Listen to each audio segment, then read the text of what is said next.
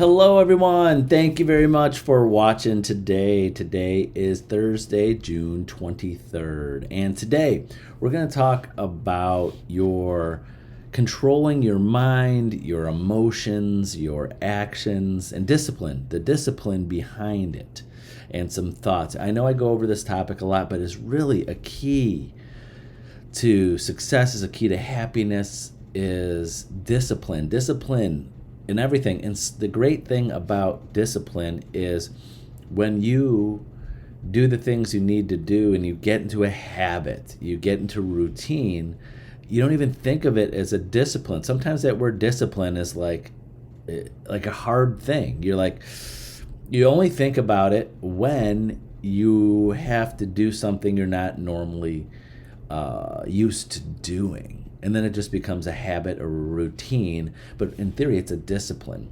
But so many times in life, we don't think about this when it becomes our thoughts, like discipline of what we're thinking, and especially our emotions on that. So how this topic, it was been on my mind the last week, but I already had some topics lined up.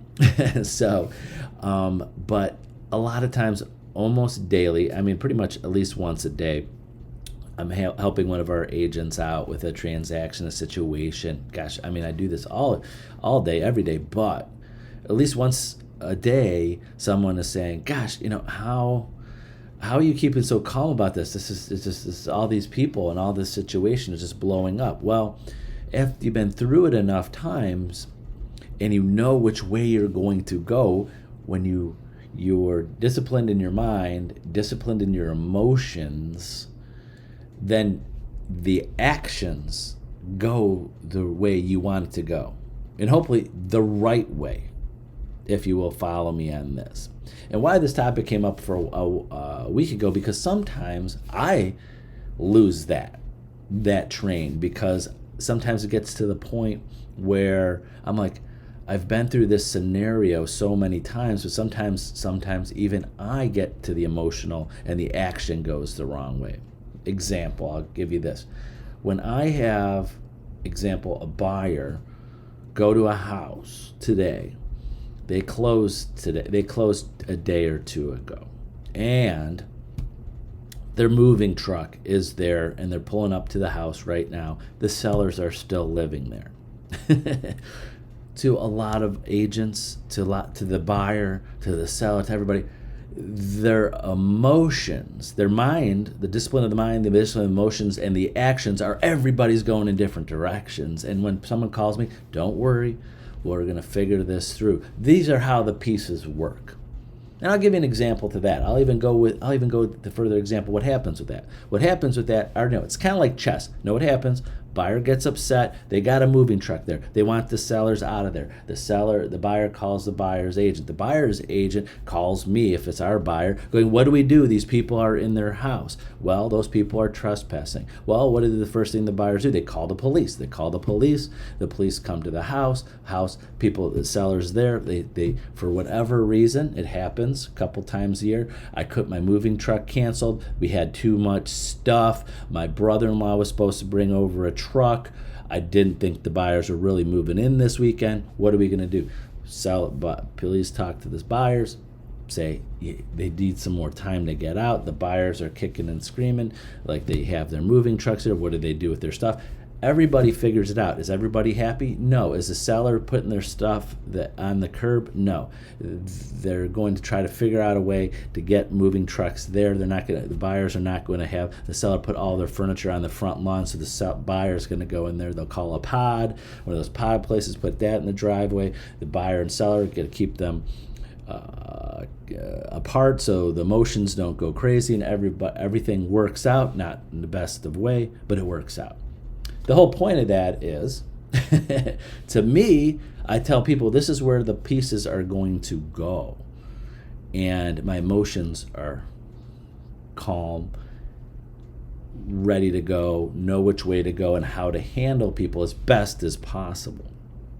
Now, the reason why I give that example is that my mind, and I tell agents, and as you have scenarios like this, that's why you have a broker, that's why you have mentors, that's why you have people that have been through crazy situations and to go to help you have the discipline of mind, the emotions, and the actions so you could help your clients out to the best of their ability. Now, let me preface this. This is after closing because I'm giving you that specific example. If you're not a Century 21 home sale agent, talk to your broker, talk to your manager, talk to your team leader.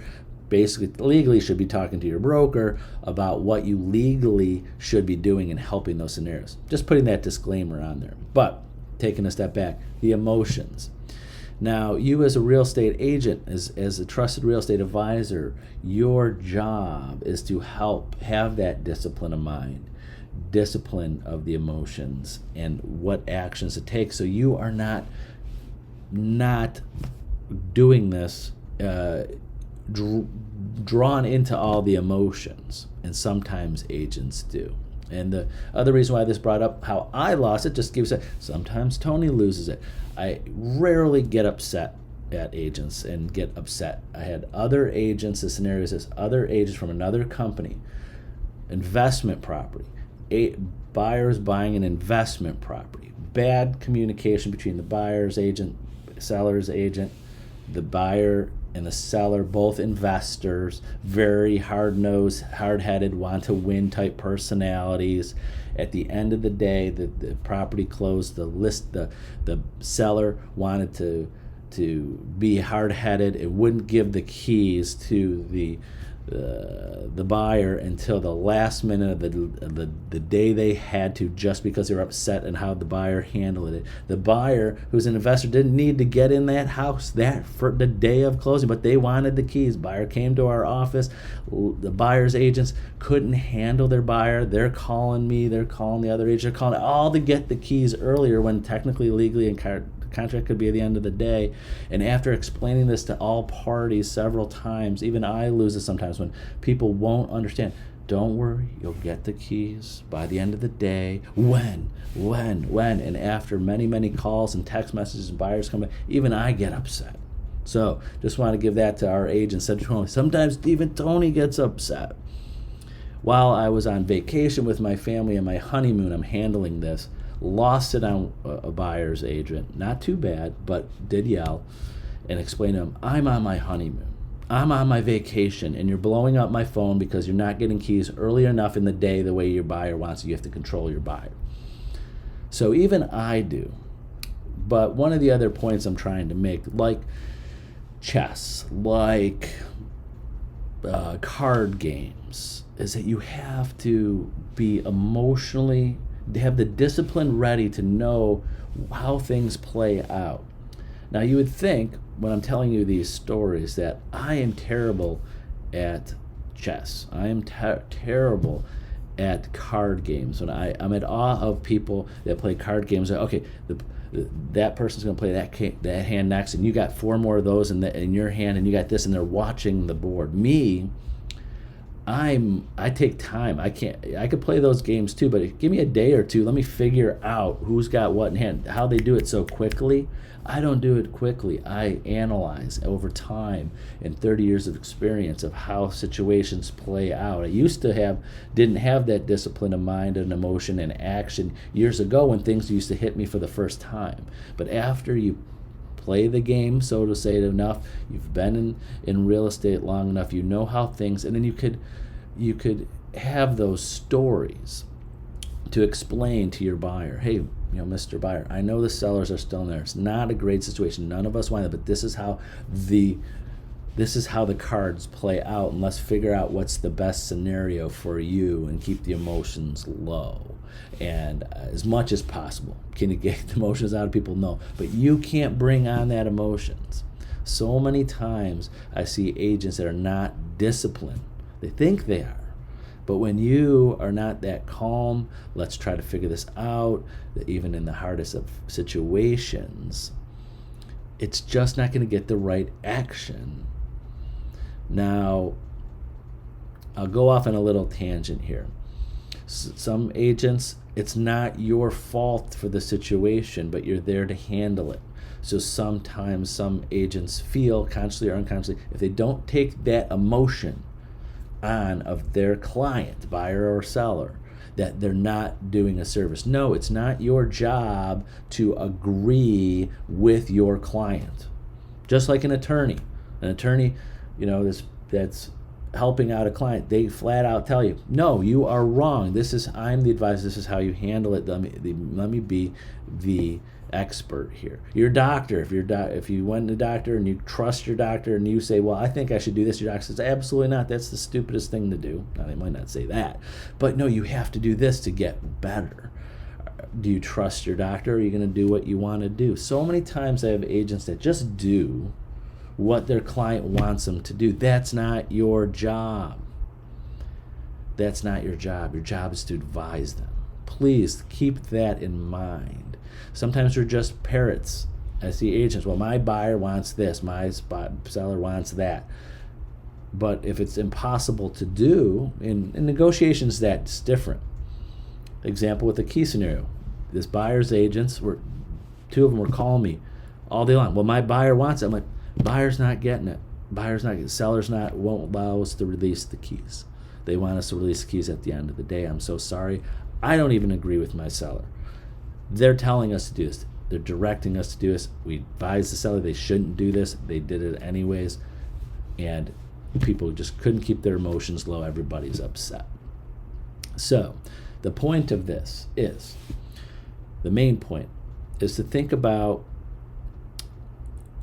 in general, your success in real estate is going to come from you being to show the other agent, the buyer, that you have the disciplines of your mind of what needs to be done, the emotions to make it happen. You're not going to be all over the place with your emotions, and then take the correct actions to get the best result for your client and everybody involved. Because if it's not a fair, if it's not a compromise, if it's not that, it will never go as smoothly as you want it, even if your client gets what they want, if that makes sense. But every scenario is different. Every buyer and seller and emotions and situations are totally different. Like this key situation. We had a seller that could give the keys in the morning, decide not to. We had a buyer that wanted keys as soon as possible, didn't need them. It's not like they were moving in the house that night. They just wanted to prove, I want keys now. You're going to give me keys now. This is my house. I want to have it, and didn't want to wait. They want to keep their emotions down. That happens. So all the Century 21 Homestar agents out there, that's when you call me, get me involved. I'm using this term lightly. Enjoy those situations. I don't enjoy that they're happening, but I enjoy being able to come in and fix it like a puzzle, or make it better, like a doctor making you feel better, and knowing that you have someone behind you, that a partner in this business is going to help you with those situations. I enjoy doing that. If I don't get that little fix, so to say, at least once a day, I feel like I didn't have a productive day. So I love those. So be my fix. Yeah, give me that. Give me that emotional thing. Like I need to come in, and I need to keep this transaction together, help everybody as best as possible. Again, I use this example too closely, like a doctor. Sometimes you can't fix someone, but you're going to try to make them feel better and make them the situation that they're in the best possible they can, even though the outcome's not going to be the greatest, if that makes sense. And I know I use that comparison too lightly, and I apologize to anybody that takes offense to that. I'm like, Tony, you've been using doctors that's a totally it's life and death, and this is real estate. But again, I use that last. This is real estate. It's not life or death. Someone could wait the next morning on keys. Someone, unfortunately, a seller might be in a house a day or two longer than they're supposed to give possession because something didn't go right. Did they want that to happen? No. There's things that happen out of our control, but you have to have the discipline of mind, the discipline of emotion, to have the discipline of action to really advise your clients and help everybody out the best you can. So hopefully that made some sense and gave you some thought. Remember, keep me in mind if you ever want to discuss anything. Call, text, email me. I'll put you on my calendar and try to help you out with whatever you need. So have a great Thursday. We'll see you tomorrow on Friday. Bye-bye.